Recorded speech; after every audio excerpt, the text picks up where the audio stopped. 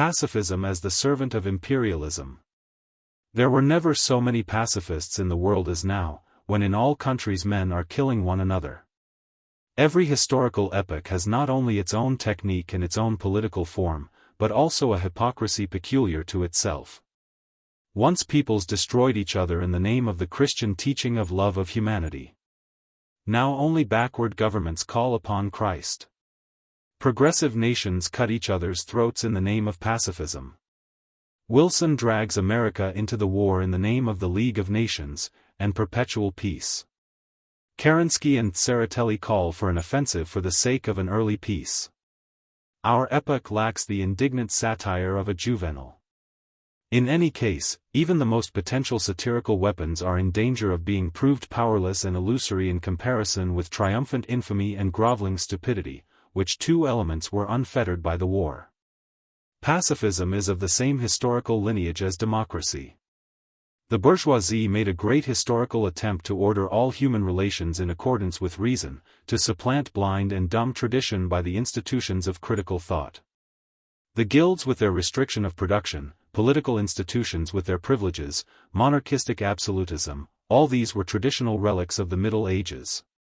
Bourgeois democracy demanded legal equality for free competition, and for parliamentarism as the means of governing public affairs. It sought also to regulate national relations in the same manner. But here it came up against war, that is against a method of solving all problems which is a complete denial of reason. So it began to advise the people in poetry, in philosophy, in ethics, and in business methods, that it is far more useful for them to introduce perpetual peace. These are the logical arguments for pacifism. The inherited failing of pacifism, however, was the fundamental evil which characterizes bourgeois democracy. Its criticism touches only the surface of social phenomena, it has not the courage to cut deeper into the underlying economic facts. Capitalist realism, however, handles the idea of perpetual peace based on the harmony of reason, perhaps more pitilessly than the idea of liberty, equality and fraternity. Capitalism, which developed technique on a rational basis, failed to regulate conditions rationally. It prepared weapons for mutual extermination which would never have occurred to the dreams of the barbarians of medieval times. The rapid intensification of international conditions, and the unremitting growth of militarism, knocked away the ground from under the feet of pacifism. But at the same time, these same forces were giving pacifism a new life before our very eyes, a life as different from the old one as a blood-red sunset is from a rosy dawn. The 10 years which preceded the war were the period of what has been called armed peace. The whole time was in reality nothing but an uninterrupted war, a war waged in colonial lands. This war was fought out upon the territories of backward and weak peoples, it led to the participation of Africa, Polynesia and Asia, and prepared the way for the present war. But, as there had been no European war since 1871, although there had been quite a number of small but sharp conflicts, common opinion among the petty bourgeois had been systematically encouraged to look upon an ever-growing army as a guarantee of peace, which would gradually bear its fruits in a new organization of popular international law. As for the capitalistic governments and big business, they naturally saw nothing to object to in this pacifist interpretation of militarism. Meanwhile, world conflicts were in preparation and the world catastrophe was there. Theoretically and politically, pacifism has just the same basis as the doctrine of social harmony between different class interests. The opposition between capitalistic national states has just the same economic basis as the class struggle. If we are ready to assume the possibility of a gradual toning down of the class struggle, then we must also assume the gradual toning down and regulation of nationalistic conflicts. The guardian of democratic ideology, with all its traditions and illusions, was the petty bourgeoisie. During the second half of the 19th century, it had become completely transformed inwardly, but it had not yet disappeared from the scene. At the very time when the development of capitalistic technique was permanently undermining the economic role of the petty bourgeoisie, universal franchise and compulsory military service were giving it, thanks to its numerical strength, the appearance of a political factor. Where the small capitalist had not been crushed out of existence altogether by big business, he was completely subjugated by the credit system. It only remained to the representatives of big business to subjugate the petty bourgeoisie also in the political field, by taking all its theories and prejudices and lending them a fictitious value. This is the explanation of the phenomena which were to be observed in the last 10 years before the war, when reactionary imperialism was growing to such a terrific height, while at the same time the elusive blossoming of a bourgeois democracy, with all its reformism and pacifism took place. Big business subjugated the petty bourgeoisie to its imperialistic ends by means of its own prejudices. France was the classic example of this two-sided process. France is a country of finance capital supported upon the basis of a numerous and generally conservative petty bourgeois. Thanks to foreign loans, to the colonies, and to the alliance with Russia and England, the upper strata of the population were dragged into all the interests and all the conflicts of world capitalism. Meanwhile, the French petty bourgeoisie remained a provincial to his very marrow. He has an instinctive dread of geography, and all his life long he has had the greatest horror of war, mainly because he usually has only one son, to whom he will leave his business and his furniture. This petty bourgeois sends a bourgeois radical to represent him in Parliament, for that gentleman promises him that he will preserve peace for him by means of the League of Nations on the one hand and of Russian Cossacks, who will chop off the Kaiser's head for him, on the other. The radical deputy arrives in Paris from his circle of provincial lawyers, not only full of the will to peace, but also with only the vaguest of notions as to the position of the Persian Gulf, and without any clear idea of why or for whom the Baghdad Railway is necessary.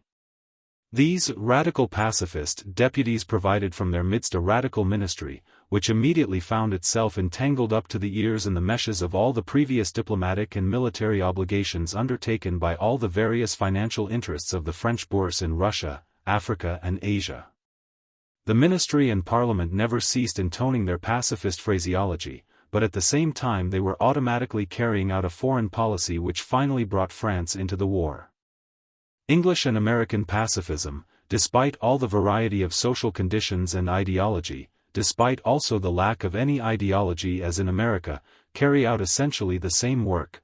They provide an outlet for the petty bourgeoisie citizen's fear of world-shaking events, which after all can only deprive him of the remnants of his independence. They lull to sleep his watchfulness by useless notions of disarmament, international law, and arbitration tribunals. Then, at a given moment, they hand him over body and soul to capitalistic imperialism, which has already mobilized every means necessary for its end, i.e., technical knowledge, art, religion, bourgeois pacifism and patriotic socialism. We were against the war, our deputies, our ministers, were all against the war, cry the French petty bourgeois. Therefore, it follows, that we have the war forced upon us, and in order to realize our pacific ideals we must pursue the war to a victorious end. And the representative of French pacifism, Baron d'Estournel de Constant, consecrates this pacifist philosophy with a solemn jusqu'au bout. War to the end. The thing which above all others the English Stock Exchange required for the successful conduct of the war, was pacifists like the liberal Asquith, and the radical demagogue Lloyd George. If these men are running the war, said the English people, then we must have right on our side. And so pacifism had its allotted part to play in the mechanism of the war, like poison gas, and the ever-rising pile of war loans. In the USA the pacifism of the petty bourgeoisie showed itself in its true role, as the servant of imperialism, in an even less disguised manner. There, as elsewhere, it was the banks and the trusts which really managed politics. Even before the war, owing to the extraordinary development of industry, and of the export trade, the USA had been steadily moving in the direction of world interests and of imperialism. But the European war drove on this imperialistic development at a feverish pace. At the very moment when many pious people, even Kautsky, were hoping that the horrors of the butchery in Europe would fill the American bourgeoisie with horror of militarism, the real influence of the events in Europe was proceeding, not on psychological, but on materialistic lines, and was leading to the very opposite results. The exports of the USA, which in 1913 had totaled $2,466 million, rose in 1916 to the crazy height of $5,481 million. Naturally, the lion's share of this export trade was allotted to the munitions industry. Then came the sudden threat of a cessation in export trade to the Entente countries, when unrestricted submarine warfare began. In 1915 the Entente had imported American goods up to 35 milliards, while Germany and Austria-Hungary had barely imported as much as 15 millions.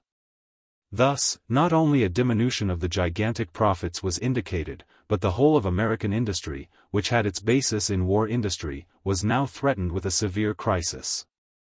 It is to these figures that we must look for the key to the division of sympathies in America. And so the capitalists appealed to the state. It is you who started this development of war industry under the banner of pacifism. It is now up to you to find us a new market. If the state was not in a position to promise the freedom of the seas, in other words, freedom to squeeze capital out of human blood, then it must open a new market for the threatened war industries, in America itself. And so the requirements of the European slaughter produced a catastrophic militarization of the USA. This business was bound to arouse the opposition of the great masses of the people. To conquer this undefined discontent, and transform it into patriotic cooperation was the most important task in the domestic politics of the USA. And it was by a strange irony of fate that the official pacifism of Wilson, like the opposition pacifism of Bryan, provided the most powerful weapons for the performance of this task, i.e., the taming of the masses by militaristic methods. Bryan hastened to give loud expression to the natural dislike of the farmers, and of all the petty bourgeoisie to imperialism, militarism and increase in taxation. But at the very time when he was sending off wagon-loads of petitions and deputations to his pacifist colleagues, who occupied the highest places in the government, Bryan was also using every effort to break away from the revolutionary lead of this movement. If it comes to war, thus for instance Bryan telegraphed to an anti-war meeting held in Chicago in February, then, of course, we shall support the government, but up to that moment it is our most sacred duty to do everything that lies in our power to save the people from the horrors of war. In these few words we have the whole program of petty bourgeois pacifism. Everything that is in our power to prevent war, means to provide an outlet for the opposition of the masses in the shape of harmless manifestos, in which the government is given a guarantee that if war comes, no hindrance will be put in its way by the pacifist opposition. That indeed, was all that was required by the official pacifism personified by Wilson, who had already given plenty of proofs to the capitalists who were making the war, of his readiness to fight. And even Mr. Bryan himself found it enough to have made this declaration, after which he was content to put aside his noisy opposition to the war, simply for one purpose, that of declaring war. Like Mr. Wilson, Mr. Bryan hastened over to the other side of the government. And not only the petty bourgeoisie, but also the great mass of the people, said to themselves, if our government, headed by a pacifist of such worldwide reputation as Wilson, can declare war, and Bryan himself can support the government on the question of war, then surely this must be a righteous and necessary war. This explains why the pious, Quakerish kind of pacifism, indulged in by the demagogues who led the government, was so highly valued by the stock exchange and the leaders of war industry. Our own Menshevik, social revolutionary pacifism, despite the difference in outward conditions, played in its own way exactly the same part.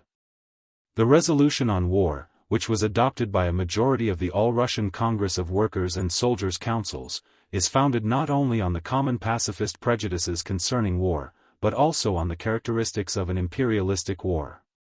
The Congress declared that the first and most important task of revolutionary democracy was the speedy ending of war. But all these assumptions are only directed towards a single end. So long as the international efforts of democracy have failed to make an end of war, so long must Russian revolutionary democracy demand with all its strength that the Red Army shall be prepared to fight whether defensive or offensive. The revision of the old international treaties makes the Russian Congress dependent upon voluntary understandings with the diplomacy of the Entente, and it is not in the nature of these diplomats to liquidate the imperialistic character of war, even if they could. The international efforts of democracy leaves the Congress and its leaders dependent upon the will of the social democratic patriots, who are tied and bound to their imperialistic governments. And this same majority of the Congress, having first of all led itself into a blind alley with this business of the quickest possible ending to war, has now landed itself, where practical politics are concerned, in a definite conclusion: the offensive. A pacifism, which rallies the petty bourgeoisie and brings us to the support of the offensive, will naturally be most warmly welcomed, not only by Russians but also by Entente imperialism. Milyakov, for instance, says, "In the name of our loyalty to the Allies and to our old, imperialistic, treaties, the offensive must inevitably be entered upon." Kerensky and Tseretelli say, "Although our old treaties have not yet been revised, the offensive is inevitable." The arguments vary, but the policy is the same. And it could not be otherwise, since Kerensky and Tseretelli are inextricably bound up in the government with Milyakov's party. The social democratic, patriotic pacifism of Dan, like the Quaker pacifism of Bryan, are, when we come to actual facts, equally in the service of the imperialists. It is for this reason that the most important task of Russian diplomacy does not consist in persuading the Entente diplomacy to revise something or other, or to abrogate something else, but in convincing them that the Russian Revolution is absolutely reliable, and can safely be trusted. The Russian ambassador, Bakhmatov, in his speech to the Congress of the USA on June 10, also characterized the activity of the Provisional Government from this point of view. "All these events," he said, "show us that the power and significance of the Provisional Government are growing every day, and the more they grow the more capable will the government be of throwing out all disintegrating elements, whether these come from the reaction or from the agitation of the extreme left. The Provisional Government has just decided to take all possible means to achieve this end, even if it has to resort to force, although it does not cease to strive for a peaceful solution of its problems. One need not doubt for a moment that the national honor of our social democratic patriots remained undisturbed while he, ambassador of the revolutionary democracy, eagerly proved to the American plutocracy that the Russian government was ready to pour out the blood of the Russian proletariat in the name of law and order. The most important element of law and order being its loyal support of Entente capitalism. And at the very moment when Herr Bakhmatov was standing hat in hand, humbly addressing himself to the hyenas of the American Stock Exchange, Messrs. Tseretelli and Kerensky were setting the revolutionary democracy by the ears, in assuring them that it was impossible to combat the anarchy of the left without using force, and were threatening to disarm the workers of Petrograd and the regiment which supported them. We can see now that these threats were delivered at just the right moment. They were the best possible guarantee for the Russian loan from America. You see, now, Herr Bakhmatov might have said to Mr. Wilson, "Our revolutionary pacifism does not differ by a hair's breadth from the pacifism of your stock exchange." And if they can believe Mr. Bryan, why should they not believe Herr Tseretelli?